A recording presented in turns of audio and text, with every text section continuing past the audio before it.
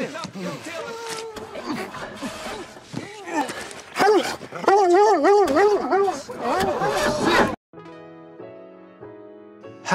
terima kasih kepada para subscriber yang telah mengeklik video ini. Dan selamat datang di review film Putar Lagi. Kali ini, Mimin mau menjelaskan alur cerita dari film terbaru yang berjudul The Devil All the Time. Gimana keseruan ceritanya? Yuk, kita ikuti bersama. Putar intronya, Bang!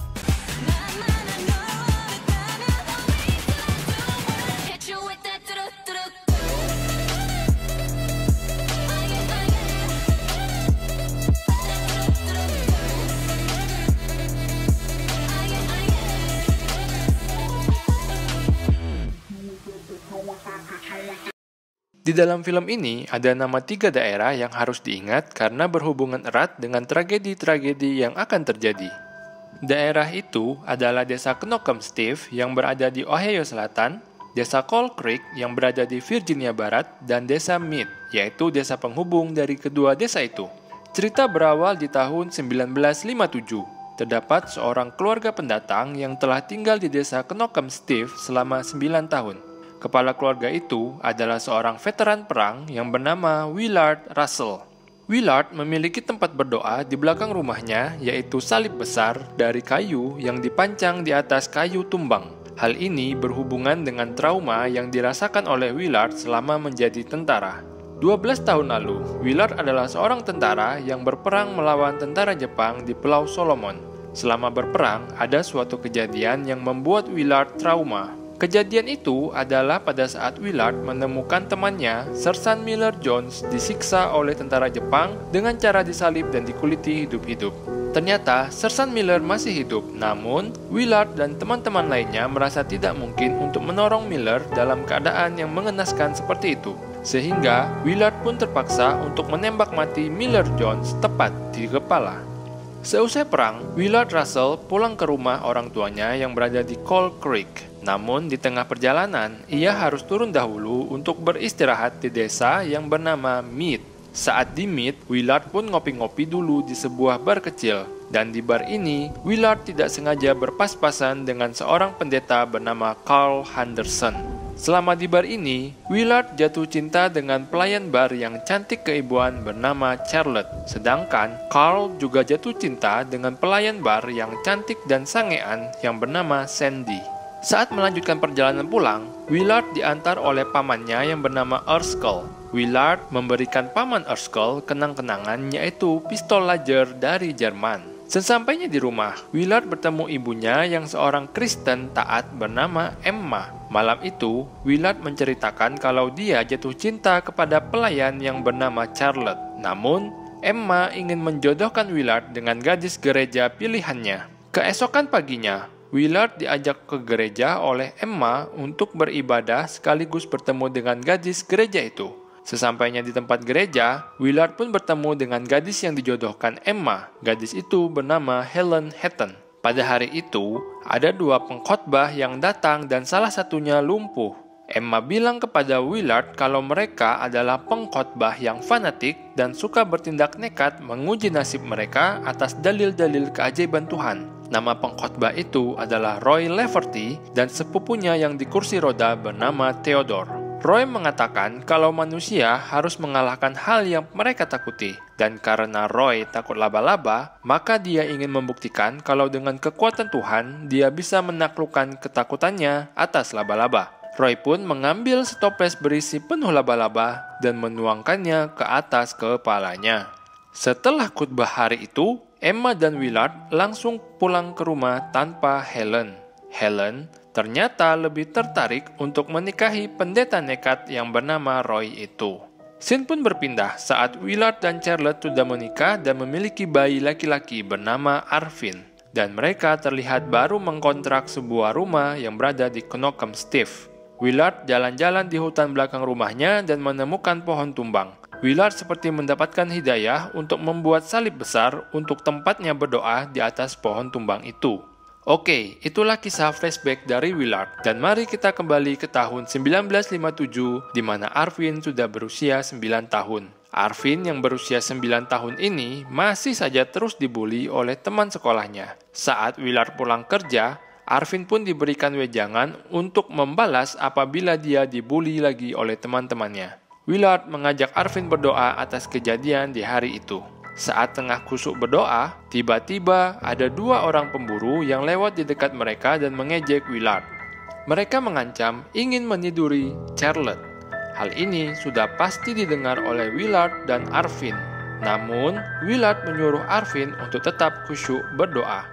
Akhirnya, karena Willard tidak terpancing emosi, maka kedua pemburu itu pun pergi tanpa berbuat apa-apa.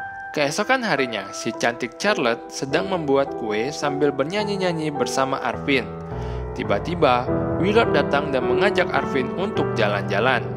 Akhirnya, mereka berdua sampai di tempat nongkrong si 2 pemburu yang pernah mengejek dan mengancam ingin meniduri istrinya Willard, yaitu Charlotte.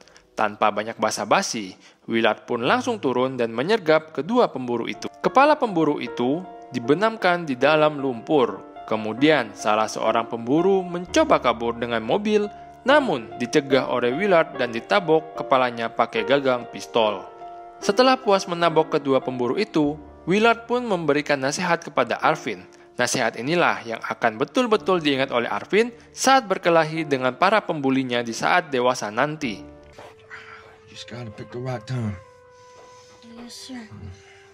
Saat Arvin dan ayahnya pulang, Arvin mendapati ibunya pingsan di dapur. Saat diperiksa oleh dokter, ternyata Charlotte terkena penyakit kanker yang sudah parah dan tidak bisa disembuhkan. Willard yang putus asa membunuh anjing Arvin untuk dijadikan kurban, dan tentu saja Arvin menangis sejadi-jadinya dan kecewa dengan ayahnya. Dad, no! Keesokan harinya, Charlotte pun meninggal dan dikubur. Willard ingin mengajak Arvin untuk pergi ke rumah nenek Emma di Cold Creek. Namun, Arvin yang masih marah dengan ayahnya turun dari mobil dan mengambil bungkusan kue pai yang ditinggalkan peziarah di depan rumahnya. Arvin memakan apple pie itu dan berencana pada malam itu untuk mengubur anjingnya yang dibunuh oleh Willard. Di tengah kegelapan malam, Arvin melihat ayahnya tertidur di dekat salib. Saat memegang bahu ayahnya pun langsung ambruk ke tanah. Ternyata, Willard bunuh diri malam itu dengan memotong nadinya. Pada malam itu juga, seorang syarif hidung belang sedang enak-enak di mobil bersama wanita selingkuhannya. Nama syarif itu adalah Lee Bodeker. Lee mendapatkan laporan bahwa ada orang bunuh diri dan langsung menemui Arvin yang saat itu berada di toko minimarket di dekat rumahnya. Lee meminta Arvin untuk menunjukkan TKP-nya. Dan sesampainya di sana, Lee pun terkejut dengan apa yang dilakukan Willard saat mengkorbankan anjingnya Arvin. Ya, itulah tragedi yang menimpa Arvin sebelum akhirnya dia tinggal bersama dengan nenek Emma, paman Erskine, dan Lenora. Dia adalah anak dari Helen. Mari kita flashback ke 7 tahun sebelumnya, di saat Lenora masih bayi dan sangat imut. Helen terlihat menyiapkan makan malam untuk Roy. Roy sedang mengunci diri di dalam kamar karena kepalanya habis digigit laba-laba yang ditaburkan ke kepalanya sendiri saat berkhotbah. Roy berhalusinasi seakan-akan dia mendapatkan wahyu dari Tuhannya dan berteriak-teriak kegirangan. Dia tidak tahu bahwa itu adalah halusinasi yang bisa membahayakan Helen dan Lenora. Lord, is that you? Oh no, no! I am here!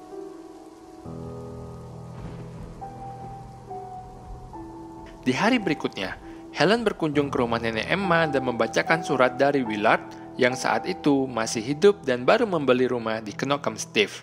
Setelah membaca surat, Helen pun menitipkan Lenora kepada nenek Emma yang menawarkan diri untuk mengasuh Lenora. Helen diajak jalan-jalan di hutan oleh Roy untuk berdoa, dan saat Helen ingin mencium Roy, tiba-tiba leher Helen ditusuk dengan menggunakan obeng.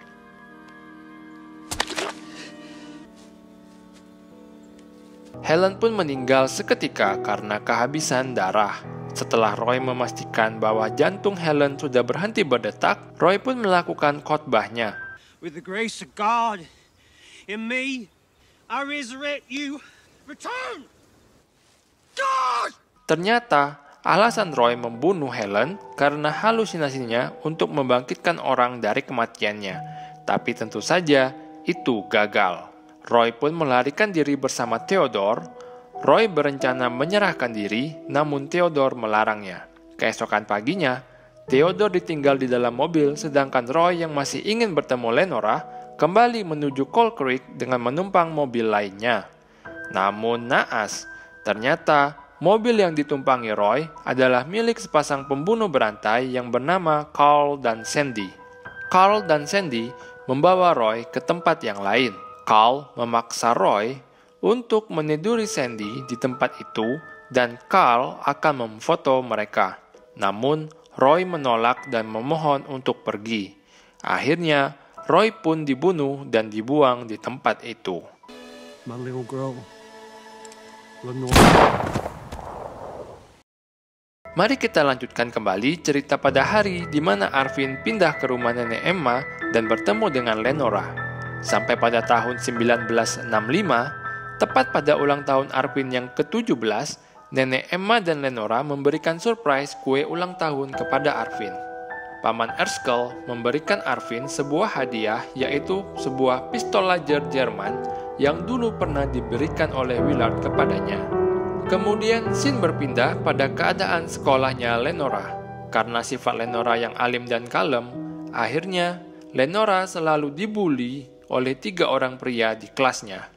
Untungnya Arvin datang dan menyelamatkan Lenora walaupun harus dikeroyok oleh mereka.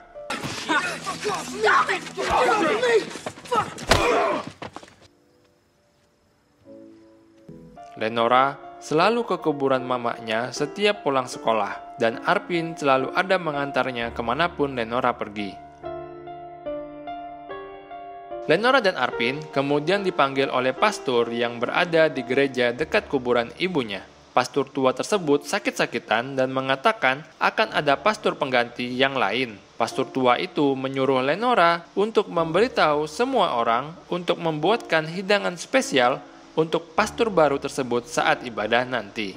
Terlihat Arvin menemani nenek Emma berbelanja di toko daging untuk perjamuan makan di gereja nanti. Tetapi karena mereka tidak mampu membeli daging, akhirnya mereka hanya membeli hati ayam untuk dimasak dan diberikan kepada pastor baru itu.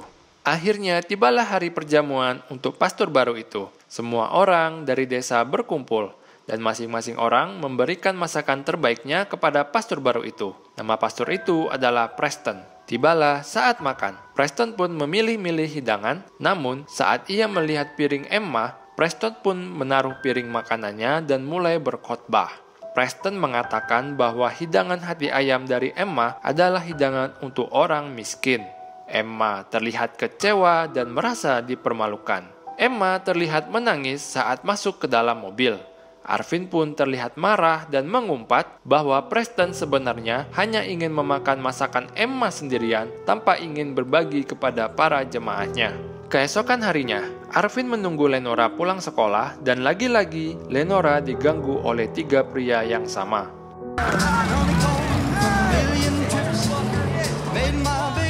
Seperti biasa, Arvin mengantarkan Lenora ke kuburan ibunya, namun Arvin mengatakan kalau ia mau pergi karena ada urusan lain. Lenora pun pada hari itu sendirian berdoa di kuburan ibunya, dan tiba-tiba hari pun hujan dan Lenora berteduh di gereja. Preston membuka pintu gereja, sedikit berbincang-bincang dengan Lenora, dan mengajak Lenora jalan-jalan pakai mobil ke tempat sepi untuk berdoa. Sedangkan di tempat lain, ternyata Arvin berada di rumah sekolah Lenora untuk balas dendam.